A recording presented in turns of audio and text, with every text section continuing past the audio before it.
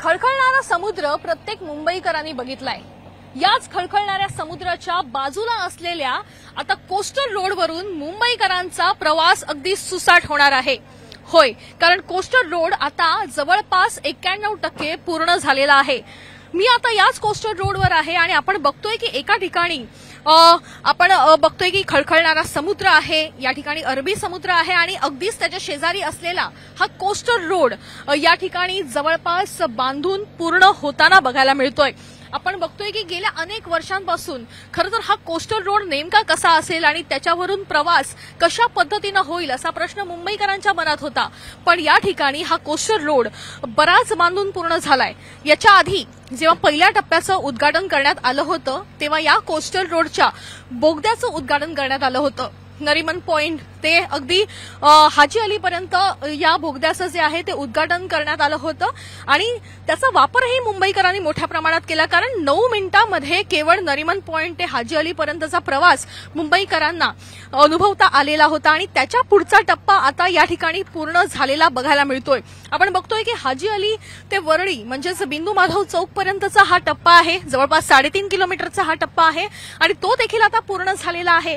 11 जुलैपासून मुंबईकरांना या रोडवरून जाता येणार आहे। त्याच्यामुळे अगदी नरीमन पॉइंट ते वरळी पर्यंतचा हा महत्त्वाचा टप्पा आहे जो मुंबईकरांना अनुभवता येणार आहे। इथून सुसाट असा प्रवास मुंबईकरांना अनुभवता येणार आहे, कारण अगदी ज्या पद्धतीने मुंबईकर त्रासलेला असतो, ट्रॅफिकला त्रासलेला असतो किंवा लांबच लांब वाहनांच्या रांगा असतात, सिग्नल असतात आणि अनेक हॉर्न देखील मोठ्या प्रमाणात ऐकू येतात, त्याच्यामुळे देखील मुंबईकरांना मोठ्या प्रमाणात त्रास होतो।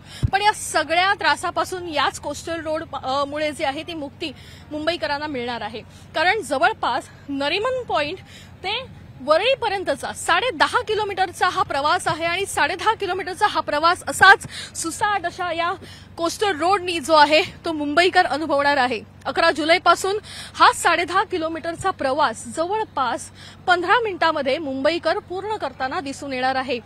91% खरं तर हे बांधकाम झालेलं आहे। उर्वरित बांधकाम जे आहे ते सीलिंगच्या जवळ बघायला मिळते। आपण बघतोय की सीलिंगचा हा जॉइंट आहे तो त्या ठिकाणी बाकी आहे आणि पुढच्या 3 आठवड्यामध्ये तेही काम पूर्णत्वास होणार असल्याचं मुख्यमंत्री एकनाथ शिंदे यांनी स्पष्ट केलेलं आहे।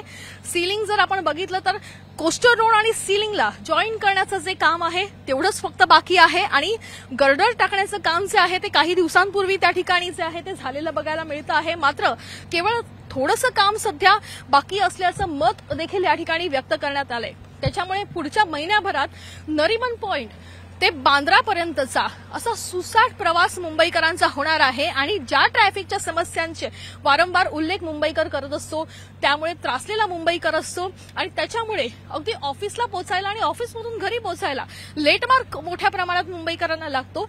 तो लेटमार्क लागणार नाहीये, कारण कमी वेळेमध्ये सुसाट प्रवास असा अनुभव जो आहे तो मुंबईकरांना मिळणार आहे। कॅमेरापासून गणेशसह वैदेही काणेकर, साम टीव्ही न्यूज, मुंबई। देश विदेशातील प्रत्येक घडामोडींचे लाईव्ह अपडेट मिळवण्यासाठी आता साम टीव्हीच्या सर्व सोशल मीडिया प्लॅटफॉर्मला लाईक, फॉलो आणि सबस्क्राईब करा। तसंच सर्व नोटिफिकेशनसाठी बेल आयकॉन प्रेस करायला विसरू नका।